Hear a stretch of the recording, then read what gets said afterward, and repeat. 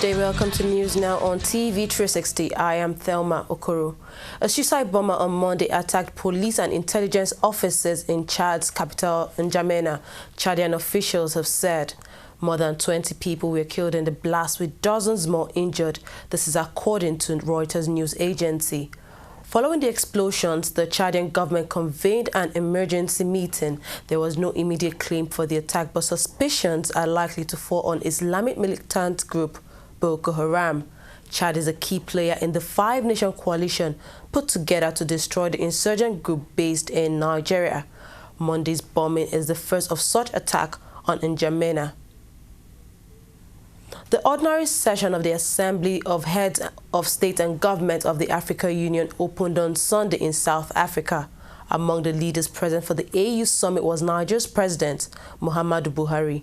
He chaired the Peace and Security Council meeting at the 25th AU summit holding in Johannesburg, South Africa. Talks at the meeting largely focused on security challenges facing some African countries as participants sought better ways of tackling insurgency in some West African countries. A spokesman for the president has confirmed that he will hold bilateral talks with other African leaders on the sidelines of the summit to consolidate his ongoing drive to secure Nigeria and neighboring countries from Boko Haram. Still on Nigeria's President Muhammadu Buhari has directed the immediate release of $21 million, which is approximately 4.2 billion naira, to the multinational joint task force. The money is to be released within the next 1 week to the multi-country military agency fighting Boko Haram. Speaking while chairing the Peace Security Council meeting at the ongoing African Union Summit in South Africa, Buhari said it was time to put an end to the crisis in the African region before the 2020 target. Nigeria made a pledge of $100 million as part of funds needed by the joint operation made up of troops from Nigeria, Chad, Niger and Cameroon to fight the war against Boko Haram. Nigeria's main opposition party, the People's Democratic Party, on Monday told the Lagos State Governor Akinwumi Ambode to publicly declare his assets in order to ensure transparency in his government.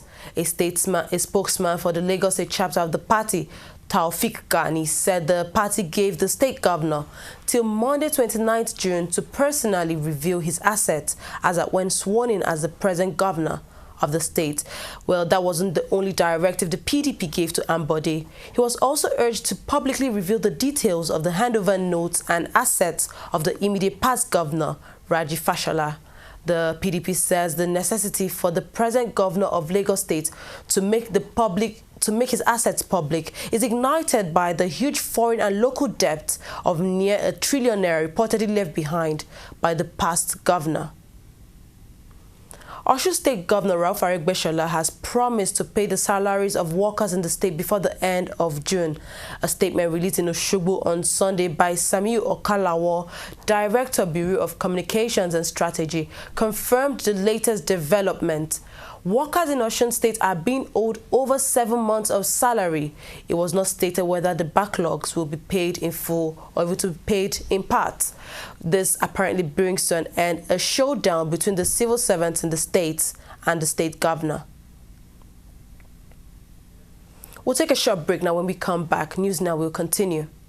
Every day, every hour, and every minute, news break in Nigeria. Things happen so fast, it's most times difficult to track and comprehend them. But that's what we do right here on TV360. 2015, would you want to come back again? It's like asking Jesus Christ if he knew he was going to die, will you want to come back as the savior of the world again? We do not just help you track the stories, we break them down, explore all the angles, analyze the issues so that you can fully comprehend the stories and use them to make the right decisions. Welcome back to News Now.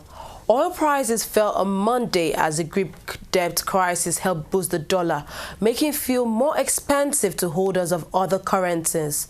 Brent crude oil dropped to $1.22 to a low of $62.65 a barrel before recovering to trade around $62.77, down from $1.10 Investors are increasingly concerned about surplus supplies in the global oil market, with the Organization of the Petroleum Exporting Countries pumping around 2 million barrels per day, more than needed. This is according to most industry estimates.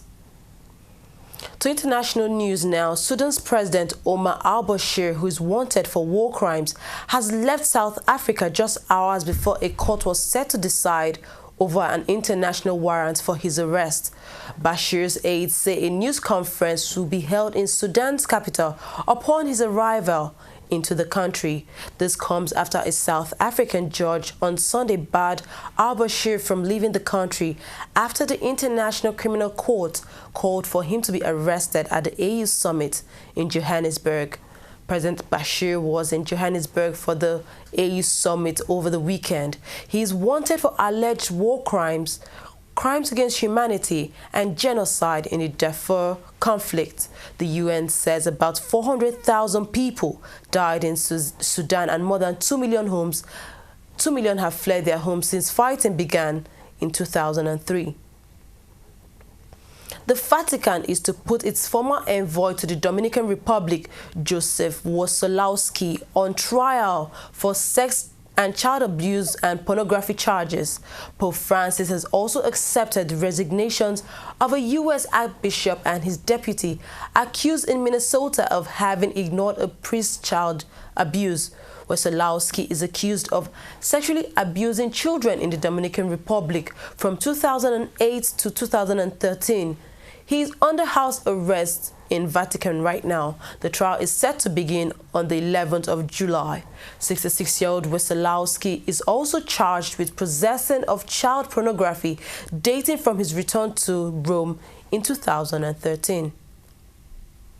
To sports now, Super Falcons player Ugo Njoko has been banned for 3 games for hitting Australian midfielder Sam Kerr in the face during a clash at the Women's World Cup tournament. Njoko was also fined 3,000 Swiss francs by world governing body FIFA after video replays showed the 20-year-old making contact with Kerr's face during the Group D clash in Winnipeg on Saturday. The game eventually ended 2-0 with Nigeria losing that game. The first match of the suspension will be Nigeria's final group game against the United States in Vancouver on Tuesday. Meanwhile, Super Falcons coach Edwin Okon has spoken out against the ban of the Nigerian defender, saying the ban was needless because Njoko's actions were not deliberate. We've come to the end of news now. We'll be back shortly. Stay with us.